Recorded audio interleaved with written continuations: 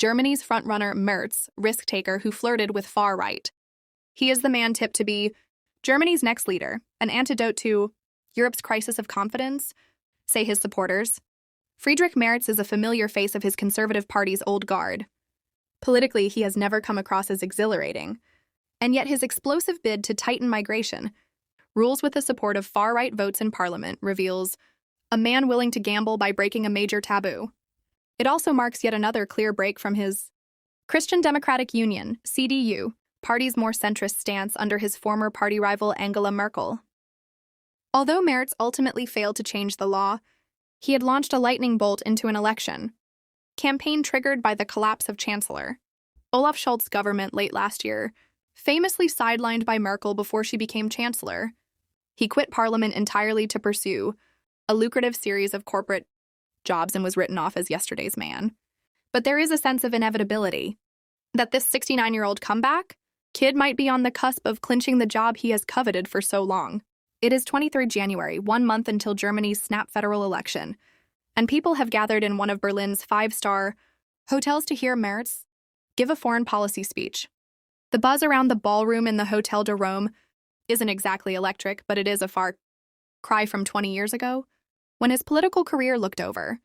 Merz is also a licensed pilot, who drew criticism in 2022 for flying to the north German island of Sylt in his private plane for the wedding of fellow politician Christian Lindner.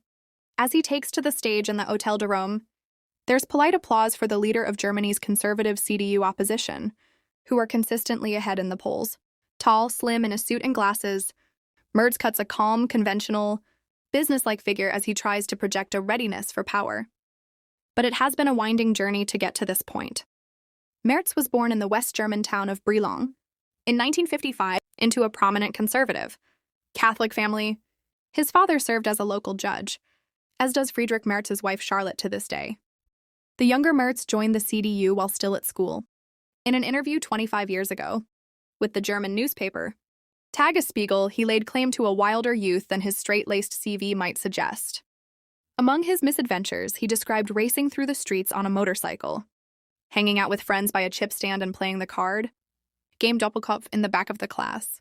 A teenage party he referenced ended up with a group of students taking a collective pee in the school aquarium, according to Der Spiegel magazine. There is some skepticism that the teenage Merz was much of a rabble-rouser.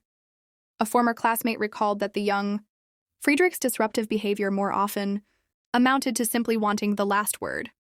Whether on or off the record, people who have known him have told me he enjoys a beer and can indeed be fun, though few were able to offer an anecdote to illustrate this. Who's who in German elections and why this vote is important. After school, he went on to military service before studying law and marrying fellow student Charlotte Gass in 1981. The couple have 3 children. For a few years, Merz worked as a lawyer, but he always had his eye on politics and was elected to the European Parliament in 1989, age 33. We were both quite young and very fresh and, let's say, unspoilt, says Dagmar Roth-Berendt, who became an MEP at the same time for the center-left Social Democratic Party of Germany, SPD. She found the young Merz to be serious, reliable, honest, and polite. Even humorous, a quality that she feels is less obvious now. I assume the amount of bruises over time might have hardened him a bit. But did he come across early in his career as a potential chancellor? I would have probably have said no way.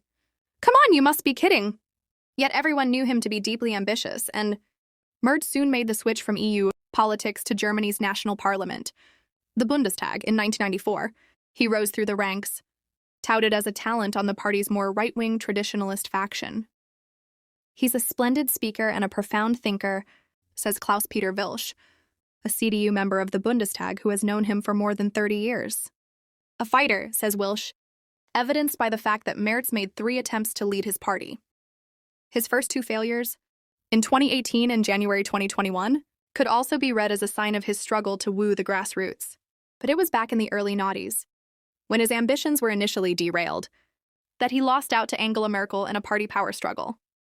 Merkel, the understated quantum chemist from the former communist East, and Merz, the overtly assured lawyer from the West, never much saw eye to eye. Merz glosses over this bitter episode in a brief, autobiographical post on the CDU website, saying that by 2009, he had decided to leave. Parliament to make room for reflection. His years of reflection involved forging a career in finance and corporate law, becoming a boardroom executive at various international firms, and reputedly a millionaire. It would be more than a decade before he returned to Parliament, where he has since sought to rip up Merkel's more centrist doctrine on CDU conservatism. A marked moment of political severance came at the end of last month, when Friedrich Merz pushed through a non-binding motion on tougher immigration rules by relying on votes from the far-right Alternative for Deutschland, AfD. He insisted there had been no direct collaboration with the AfD, but his move led to mass protests and has twice been condemned by none other than Merkel herself. These are rare public interventions by the woman who ruled Germany for 16 years. Detractors say it was an unforgivable election gambit that will only benefit the AfD, but supporters insist Merz is, in fact, seeking to lure people cleverly from the far right. He has risked alienating more moderate parts of the electorate before, voting in the 1990s, against a bill that included the criminalization of marital rape. He later explained that he considered marital rape to already be a crime, and it was other issues in the bill that he objected to. Polls suggest he is not especially popular among young people and women, but Klaus-Peter Wilsch believes the picture painted of him in German media is unfair. I had him several times in my constituency, he tells me. Afterwards, women come up and say he's a nice guy. Charlotte Merz has likewise come to his defense, telling the Westfalen Post, "What some people write about my husband's image of women is simply not true." She says their marriage has been one of mutual support. We both took care of each other's jobs and divided the child care in such a way that it was compatible with our professional obligations. His popularity will be put to the test as the election approaches, and also as speculation focuses less on whether they will win and more on who they might form a coalition with. Some observers fear trust among potential coalition partners has been damaged by Merz's experimental approach to tacit collaboration with the AfD, a party he insists he will never govern with. Whatever the critiques, one EU diplomat told me Brussels was anxiously awaiting his arrival. "It's time to move on from this German deadlock and get that motor running."